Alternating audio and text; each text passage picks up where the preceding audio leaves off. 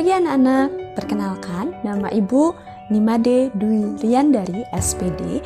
Jadi anak-anak bisa memanggil Ibu dengan sebutan Bu Ria.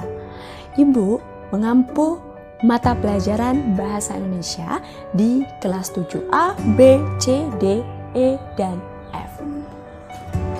Nah anak-anak, pada pertemuan kita kali ini kita akan membahas tentang pengertian teks deskripsi, ciri-ciri teks deskripsi, tujuan teks deskripsi, struktur teks deskripsi, dan kaidah kebahasaan teks deskripsi. Maka dari itu, anak-anak harus tetap ya menonton atau menyimak presentasi yang akan Ibu berikan pada hari ini tentang teks deskripsi. Baiklah anak-anak, jadi sebelum kita membahas tentang pengertian, ciri-ciri, tujuan, struktur, ataupun kaidah kebahasaan yang terdapat dalam teks deskripsi, tentunya Ibu akan memaparkan terlebih dahulu mengenai kompetensi dasar yang tentunya akan kita capai dan anak-anak capai pada teks deskripsi ini. 3.1 yaitu mengidentifikasi informasi dalam teks deskripsi tentang objek berupa sekolah, tempat wisata, tempat bersejarah, dan atau suasana pentas seni daerah yang bisa didengar atau dibaca. 4.1 menentukan isi teks deskripsi objek berupa tempat wisata, tempat bersejarah, pentas seni daerah, kain tradisional, dan lain-lain yang didengar dan juga dibaca. Nah, pada bagian 3.2 yaitu menelaah struktur dan unsur kebahasaan dari teks deskripsi tentang objek berupa sekolah, tempat wisata, tempat bersejarah, dan atau suasana pentas seni daerah yang didengar dan dibaca. Pada bagian 4.2 yaitu menyajikan data, gagasan, kesan dalam bentuk teks deskripsi tentang objek, sekolah, tempat wisata, tempat bersejarah, dan atau suasana pentas seni daerah secara tulis dan lisan dengan memperhatikan struktur kebahasaan baik secara lisan ataupun tulis. Nah, itu merupakan kompetensi dasar yang tentunya akan kita capai bersama-sama dan tentunya anak-anak harus tetap semangat belajar ya, walaupun belajarnya di rumah. Nah, untuk itu, mari kita sama-sama lihat dan mari sama-sama kita tonton tentang presentasi yang akan Ibu lakukan. Yang pertama tentang teks deskripsi dan Ibu mulai dari pengertian teks deskripsi. Teks deskripsi adalah paragraf yang berisi penggambaran suatu objek, tempat, atau peristiwa tertentu kepada pembaca secara jelas dan terperinci. Sehingga pembaca seolah-olah melihat dan merasakan sendiri apa yang dideskripsikan oleh penulis. Itu tentang pengertian dari teks deskripsi. Selanjutnya, Ibu akan jelaskan tentang apa saja sih ciri dari teks deskripsi dari segi tujuan dan objek yang dideskripsikan. Yang pertama, dari ciri tujuan. Tujuan dari teks deskripsi yaitu menggambarkan objek dengan cara memerinci objek secara subjektif atau melukiskan kondisi objek dari sudut pandang penulis. Teks deskripsi bertujuan menggambarkan atau melukiskan secara rinci dan penggambaran sekonkret mungkin suatu objek atau suasana, perasaan sehingga pembaca seakan-akan bisa melihat, bisa mendengar, mengalami mengenai apa yang dideskripsikan. Yang kedua, ciri objek yang dideskripsikan. Objek yang dibicarakan pada teks deskripsi itu bersifat khusus, objek tertentu yang kemungkinan berbeda dengan objek lain. Objek yang dideskripsikan bersifat pendapat personal. Ciri ini tergambar pada judul berisi objek pada konteks tertentu. Contohnya, si Bagas kucingku, ibuku kebanggaanku. Hal yang dibicarakan khusus kucing bersama Bagas yang kemungkinan memiliki sifat berbeda dengan kucing-kucing yang lain. Demikian juga ibu yang dideskripsikan memiliki tanggapan khusus sesuai dengan pendapat penulis tentang ibu yang bisa jadi berbeda dengan ibu pada umumnya. Selanjutnya, ciri yang dilihat berdasarkan isi. Isi teks deskripsi diperinci menjadi perincian bagian-bagian objek. Isi teks deskripsi menggambarkan secara konkret atau menggambarkan wisata yang indah, akan dikonkretkan indahnya seperti apa, menggambarkan ibu yang baik akan dikonkretkan baiknya seperti apa. Dengan demikian, teks deskripsi hanya menggunakan kata khusus atau warna dikhususkan pada hijau, biru toska, ataupun oranye. Nah, isi teks deskripsi bersifat personal dengan kandungan emosi sehingga menggunakan kata-kata dengan emosi kuat seperti ombak mengepung, kemolekan pantai, ibuku yang tangguh, itu termasuk ke dalam ciri isi. Selanjutnya, kita akan membahas tentang bagaimana ciri-ciri dari teks deskripsi berdasarkan penggunaan bahasa. Yang pertama, menggunakan kata-kata khusus untuk mengkonkretkan. Mungkin di layar anak-anak sudah Ibu cantumkan atau sudah tertera dan mungkin bisa kalian lihat atau kalian baca sendiri mengenai contoh dari menggunakan kata-kata khusus untuk mengkonkretkan seperti warna yang dirinci seperti merah, kuning, hijau. Yang kedua, yaitu menggunakan kalimat rincian untuk mengkonkretkan. Contohnya adalah ibuku orang yang sangat baik. Dia berusaha menolong semua orang, dia ramah dan tutur katanya lembut kepada siapa saja. Yang ketiga, menggunakan kata sinonim dengan emosi yang kuat. Contohnya, indah diungkapkan dengan sinonim yang lebih memiliki emosi kuat, yaitu elok, permai, molek, mengagumkan, memukau, dan menakjubkan. Selanjutnya, menggunakan majas untuk melukiskan secara konkret. Contohnya, pasir pantai lembut seperti bedak bayi. Hamparan laut biru toska seperti permadani indah yang terbentang luas. Angin pantai dengan lembut mengelus wajah kita. Itu termasuk ke dalam penggunaan majas. Selanjutnya, menggunakan kalimat rincian. Contohnya adalah terumbu karang berwarna-warni. Ada terumbu karang oranye, abu-abu, dan hijau muda. Selanjutnya, menggunakan bahasa sehingga pembaca seolah-olah melihat, mendengar, dan merasakan apa yang dideskripsikan.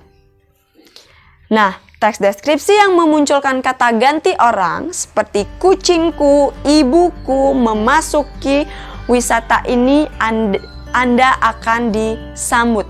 Yang termasuk ke dalam kata ganti orang di sini, salah satunya Anda itu termasuk ke dalam kata ganti orang. Selanjutnya, perlu anak-anak tahu bahwa teks deskripsi juga memiliki tujuan. Apa sih tujuan dari teks deskripsi? Ayo kita simak baik-baik. Nah, tujuan dari teks deskripsi yaitu menggambarkan objek dengan cara memerinci objek secara subjektif atau melukiskan kondisi objek dari sudut pandang penulis. Nah, anak-anak, sekarang kita akan membahas tentang struktur teks deskripsi.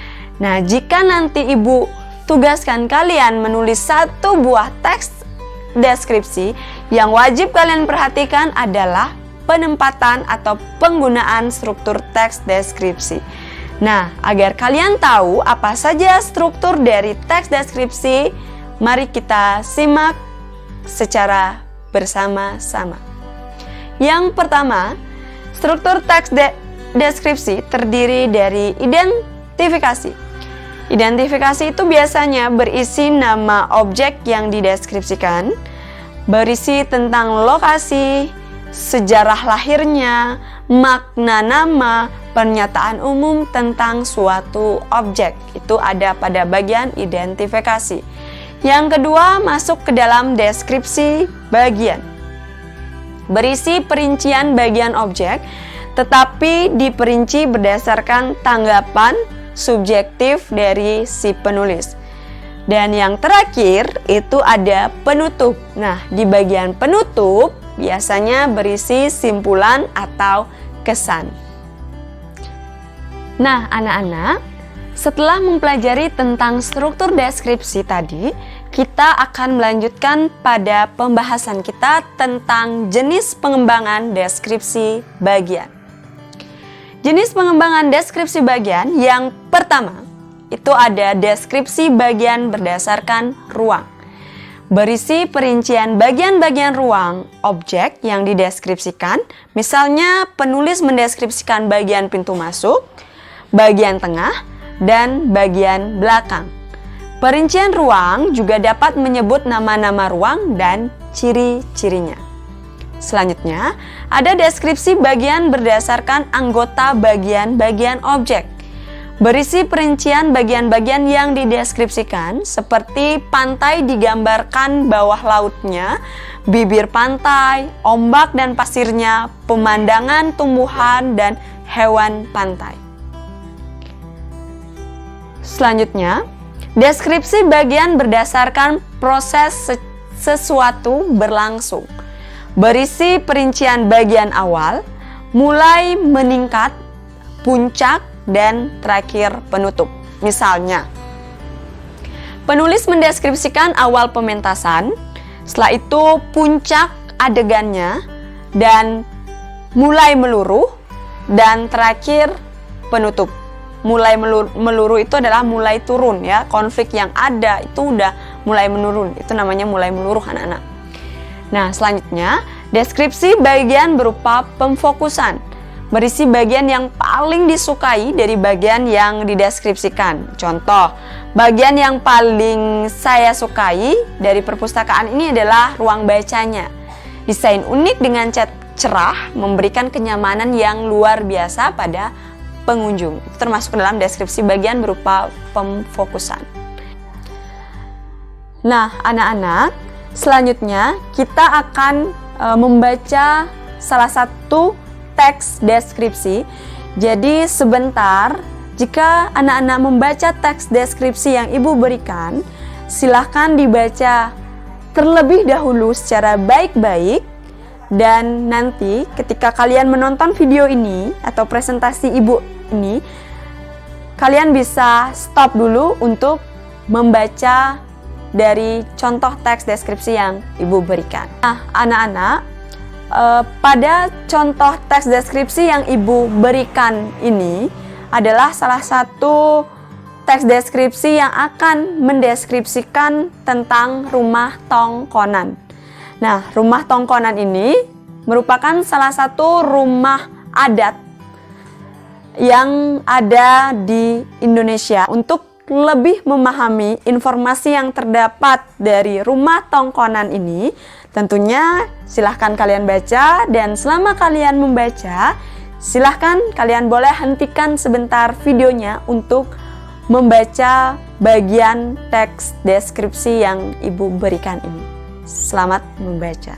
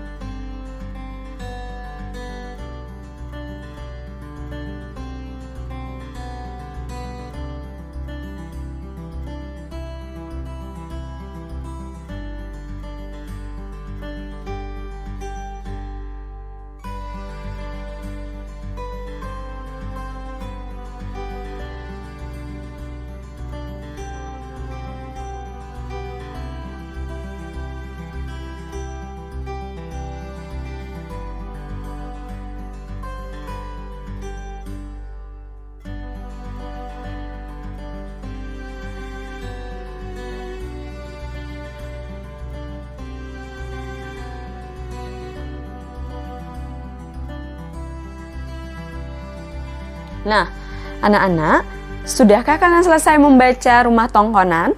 Sekarang Ibu coba bahas ya tentang bagaimana struktur yang terdapat di dalam teks deskripsi yang Ibu sampaikan tadi. Yang pertama, pada kalimat mulai dari tongkonan sampai dengan pengunjung yang datang, itu masuk ke dalam struktur teks deskripsi yang bernama identifikasi. Seperti yang kita lihat di sana, dia menjelaskan tentang nama objek. Nah, nama objek yang diceritakan di sana itu adalah Rumah Tongkonan. Itu termasuk ke dalam identifikasi. Dia juga menjelaskan tentang lokasinya. Lokasi dari Rumah Tongkonan itu seperti apa dan di mana. Gambaran umum tentang objeknya juga sudah dijelaskan di dalam teks deskripsi yang berjudul Tongkonan sampai dengan yang datang. Selanjutnya, struktur yang kedua itu tentang deskripsi bagian. Nah, pada deskripsi bagian, dia berusaha menjelaskan, memerinci mengenai bahan yang terbuat dari rumah tongkonan seperti bahan kayu. Dia sudah menjelaskan di sana, mungkin kalian bisa lihat karena kalian juga sudah baca tadi. Jadi bahan kayu, ukiran rumahnya apa, hiasan atap rumahnya juga seperti apa. Itu masuk ke dalam deskripsi bagian. Deskripsi bagian lebih rinci dia. Dan yang terakhir yaitu tentang penutup. Nah, di dalam penutup ini biasanya berisi tentang simpulan atau kesan umum terhadap teks yang disajikan, baik di identifikasi ataupun di bagian inti. Jadi yang terakhir ini berupa penutup. Penutup itu berisi kesan. Jadi kesan umum yang mulai dari sungguh dan juga kita jaga, atau sama mungkin untuk memudahkan kalian mengingat, penutup itu tidak hanya berisi kesan, tapi bisa dikatakan bahwa pendapat kita, pendapat penulis setelah membuat salah satu teks deskripsi itu sendiri. Itu mengenai teks deskripsi tentang strukturnya. Dan selanjutnya kita akan bahas tentang penggunaan bahasa pada teks deskripsi. Penggunaan yang terdapat di dalam teks deskripsi, yang pertama itu penggunaan kalimat perinci untuk mengkonkretkan. Seperti yang mungkin sudah Ibu jelaskan tadi, mungkin ini adalah salah satu contoh dari kalimat perinci untuk mengkonkretkan, yaitu kalimatnya, ibuku orang yang sangat baik. Nah, di dalam kalimat perinci untuk menjelaskan ibu yang baik itu seperti apa, itu dijelaskan secara rinci. Nah, dia berusaha mengatakan atau dia berusaha memaparkan bahwa ibu orang yang sangat baik itu, tanggapannya dia itu adalah dia yang berusaha menolong semua orang, itu bisa kita katakan sebagai baik. Dia ramah dan tutur katanya lembut kepada siapa saja, itu masuk ke dalam kalimat ibuku orang yang sangat baik. Yang kedua, penggunaan kalimat yang menggunakan cerapan panca indera. Nah, teks deskripsi berisi kalimat yang seolah-olah. Nah, seolah-olah anak-anak dapat melihat, dapat mendengar, dan dapat merasakan secara langsung mengenai objek yang anak-anak deskripsikan atau yang anak-anak baca. Nah, seolah-olah kita melihat, itu contohnya pantai panjang dengan pasir putih. Itu bisa kita lihat bahwa pasirnya putih, maka dikatakan seolah-olah kita melihat. Kalau seolah mendengar, itu debur ombak pantai terdengar berirama. Jadi kita mengandaikan bahwa deburan ombak itu ada suaranya, anak-anak. Ada nyanyiannya, seperti itu. Nah, yang ketiga, seolah merasakan. Jadi ketika ada udara, kalian akan merasakan udaranya itu segar atau panas. Itu merasakan masuk. Tapi contoh yang Ibu buat itu udara sangat terasa segar. Itu termasuk ke dalam seolah merasakan. Baik, selanjutnya penggunaan kata dengan kata dasar KPTS. Jadi ketika menggunakan kata dasar ini, kalimatnya begini. Ugi Agustono Saya Cinta Indonesia dengan cara menuliskan keindahannya. Nah, jika kita telaah penulisan kata N kapital plus prakarsai. Fonem, jadi fonem bunyi P tidak luluh karena setelah awalan men diikuti oleh kata dasar yang diawali dengan PR yang merupakan kluster. Yang kedua, contohnya Pantai Karimun Jawa sungguh memesona. N kapital terakhir plus pesona itu merupakan huruf P luluh menjadi M karena setelah awalan men diikuti oleh kata dasar yang diawali dengan huruf P. Selanjutnya, nah, penulisan kata berawalan men yang dirangkai dengan kata yang diawali dengan huruf KPTS. Fonem KPTS luluh jika setelah awalan men diikuti oleh kata dasar yang berawalan dengan huruf KPTS. Misalnya, memengaruhi. Imbuhannya N kapital men atau kita sebut sebagai men, dan kata dasarnya adalah pengaruh. Memesona, imbuhannya awalannya men, kata dasarnya pesona. Mengarantina, men plus karantina dan sebagainya.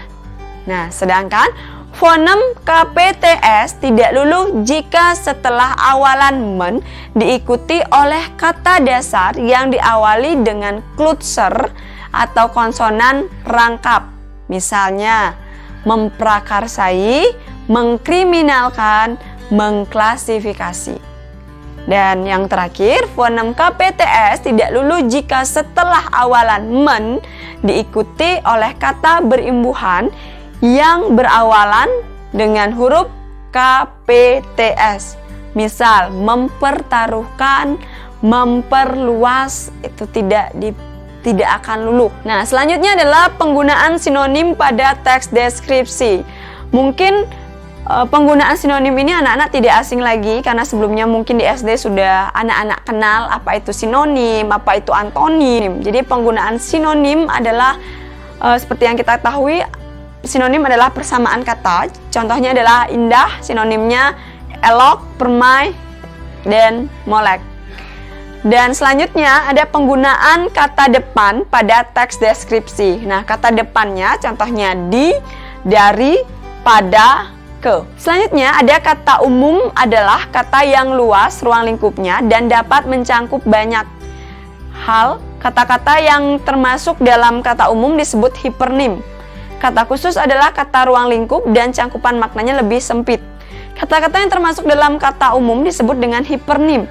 Kata umum dan kata khusus sebenarnya sinonim, tetapi dengan makna yang lebih khusus. Contoh kata umum adalah indah. Kata khususnya adalah elok, molek, cantik, menawan, menakjubkan, memesona, dan manis.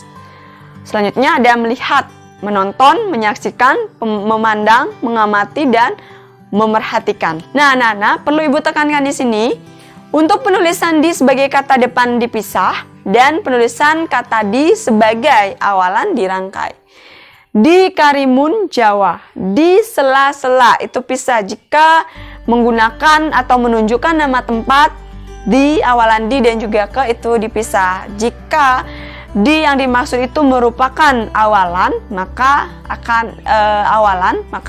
itu akan disambung menjadi kata imbuhan dan ada kata dasar. Kata depan di berfungsi sebagai kata depan jika diikuti dengan kata keterangan tempat, arah, posisi atau letak. Sebagai kata depan di ditulis terpisah dengan kata yang mengikutinya. Contohnya di pantai, di belakang, di atas, di bagian barat, di samping. Sebagai awalan ditulis serangkaian dengan kata yang mengikutinya. Dalam hal ini berfungsikan sebagai imbuhan pada kata kerja pasif. Jadi kalau penggunaan di sebagai awalan, dia dinyatakan sebagai kata kerja pasif. Nah, selanjutnya ini adalah contoh dari kata depan di dan penggunaan huruf kapital. Penggunaan kata di yang menunjukkan tempat itu ada di Lombok, di Toraja, di bagian barat rumah Tangkonan. Itu termasuk ke dalam di penggunaan tempat. Mendaftar kalimat bermajas, jadi angin laut mengelus wajahku. Contoh lainnya mungkin angin itu melambai-lambai seolah memanggilku, itu termasuk ke dalam majas.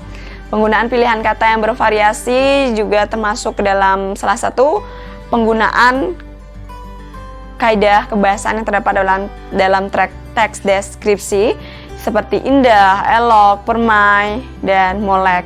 Jadi kalimatnya itu adalah pantai indah dan permai. Penggunaan huruf kapital, tanda koma, tanda titik pada teks juga perlu anak-anak perhatikan ketika membuat sebuah teks deskripsi. Tidak hanya membuat teks deskripsi, tetapi ketika anak-anak belajar yang namanya bahasa Indonesia. Nah, tanda koma biasanya dipakai di antara unsur-unsur dalam suatu peperincian atau pembilangan. Contohnya bisa anak-anak lihat, Pantai Sengingi berada di Kecamatan Batu Layar, Kabupaten Lombok Barat, Provinsi Nusa Tenggara Barat. Nah, tanda koma dipakai di belakang kata penghubung antar kalimat yang terdapat pada awal kalimat. Jadi, dengan demikian. Huruf kapital dipakai sebagai huruf pertama nama diri atau nama diri sendiri, geografi. Jika kata yang mendahuluinya itu menggambarkan kekasan budaya ukiran Jepara atau Sarung, Makassar. Huruf pertama unsur-unsur nama geografi yang diikuti nama diri geografi seperti Selat Lombok, Teluk Benggala, Jalan Gajah Mada. Itu menggunakan huruf kapital. Nah, selanjutnya rujukan kata. Kata yang merujuk pada kata lain yang diungkapkan sebelumnya, yaitu rujukan kata meliputi kata ganti orang, petunjuk, dan kepunyaan. Jadi contoh kata ganti orang itu antara lain ada orang pertama tunggal dan ada orang jamak. Kalau orang pertama tunggal itu terdiri dari saya, aku, daku. Sedangkan kalau jamak kita, kami. Kalau orang kedua tunggal itu ada kamu, anda, kau. Sedangkan kalau jamak kalian, kamu, sekalian. Nah, orang ketiga tunggal ia, dia, beliau. Sedangkan kalau jamak itu ada mereka. Imbuhan kata itu ada 3 anak-anak. Ada prefix, infix, suffix. Prefix itu merupakan awalan. Nah, untuk memudahkan anak-anak untuk mengingat prefix itu apa saja sih awalannya. Nah, prefix itu awalannya adalah mekeberdi sepeter. Itu termasuk ke dalam prefix. Kalau infix, el, em, er itu termasuk ke dalam infix. Jadi infix ini adalah sisipan, jadi imbuhan yang berada di tengah-tengah. Contohnya itu adalah getar. Itu kata dasar. Jika kita tambahkan sisipan em menjadi gemetar. Nah, jadi yang mendapatkan sisipan di sana adalah getar menjadi gemetar. Sisipannya adalah em. Dan yang terakhir itu ada suffix. Jadi suffix itu adalah akhiran. Jadi akhiran itu bisa berupa kan, bisa berupa i, bisa berupa an. Itu letaknya di belakang ya. Selanjutnya ada frasa. Jadi frasa itu adalah gabungan 2 kata atau lebih yang bersifat non-predikatif. Artinya di antara kedua kata itu tidak ada yang berkedudukan sebagai predikat dan hanya memiliki satu makna gramatikal. Jadi frasa nominal pembentukannya itu berinti ada kata benda. Contohnya buku tulis, lemari besi, ibu bapak. Jadi harus ada pasangannya anak-anak ketika mengatakan bahwa suatu kata itu disebut sebagai frasa. Tapi kalau tidak ada pasangannya, misalnya hanya buku gitu saja, itu tidak bisa kita katakan sebagai frasa nominal. Nah, anak-anak, setelah frasa nominal, sekarang kita akan melanjutkan dengan frasa verbal. Frasa verbal pembentukannya menggunakan inti berupa kata kerja. Contohnya adalah sedang belajar, akan datang, dan sedang membaca. Selanjutnya, ada frasa adjektifal atau frasa yang pembentukannya kata sifat. Contohnya cukup pintar, tidak cantik, dan hitam manis. Itu termasuk dalam frasa adjektifal. Selanjutnya, ada frasa preposisi. Frasa preposisi merupakan pembentukannya menggunakan kata depan. Contohnya ada di rumah, dari Bali, dan ke pantai. Yang terakhir adalah konjungsi. Konjungsi sering disebut sebagai kata sambung. Nah, konjungsi adalah kata untuk menghubungkan kata, ungkapan, atau kalimat, dan sebagainya. Nah, konjungsi ini biasanya digunakan untuk penyambungan satu kata dengan kata yang lain atau kalimat yang satu dengan kalimat yang lain. Contoh daripada konjungsi adalah dan, kemudian, ketika, karena, itu termasuk ke dalam penggunaan kata konjungsi. Nah, anak-anak, demikian penjelasan materi dari Ibu tentang pengertian, tentang ciri-ciri, tentang struktur, tentang kaidah kebahasaan yang digunakan di dalam teks deskripsi. Tentunya Ibu harapkan setelah kalian menonton presentasi ini, kalian tetap semangat belajar bahasa Indonesia dan tetap semangat belajar di rumah. Dan tentunya mari kita sama-sama berdoa agar pandemi COVID-19 ini segera berakhir dan kita bisa bertemu secara langsung di sekolah dan belajar bersama-sama. Nah, anak-anak, jika nanti Ibu berikan anak-anak tugas dan ada beberapa materi dari teks deskripsi yang belum kalian ketahui atau belum mengerti, silahkan chat Ibu melalui WA secara pribadi. Silahkan sertakan nama anak-anak, nomor absen anak-anak, dan juga kelas anak-anak. Dan tentunya pastikan dulu setiap dari kalian sudah tergabung dalam Google Classroom yang baru yang Ibu buat dan yang Ibu share waktu hari Kamis kalau tidak salah, itu di grup kelas 7. Jadi Ibu mohon kerjasamanya, silahkan kalian bergabung terlebih dahulu atau dari kalian bisa menyampaikan ke teman-teman kalian untuk bergabung ke Google Classroom sesuai dengan kelas kalian masing-masing. Nah, itu saja yang bisa Ibu sampaikan pada pertemuan kita hari ini. Ibu minta maaf jika ada kesalahan kata yang Ibu ucapkan selama menyampaikan materi. Mohon dimaafkan dan terima kasih atas perhatiannya. Tetap semangat belajar walaupun di rumah dan tetap jaga kesehatan kalian sendiri. Terima kasih dan sampai jumpa.